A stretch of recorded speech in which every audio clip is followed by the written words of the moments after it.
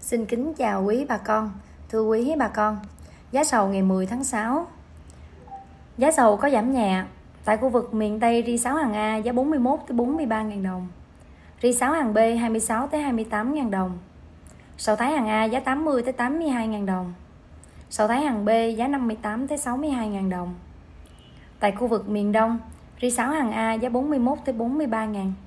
Ri 6 hàng B giá 26 tới 28.000. Sầu Thái hàng A giá 82 tới 84.000. Sầu Thái hàng B giá 62 tới 64.000 đồng. Tại Tây Nguyên, ri 6 hàng A giá 41 tới 43.000. Ri 6 hàng B giá 26 tới 28.000 đồng. Sầu Thái hàng A giá 82 tới 84.000. Sầu Thái hàng B giá 62 tới 64.000 đồng. Giá sẽ có sự chênh lệch tùy địa phương, tùy thương lái.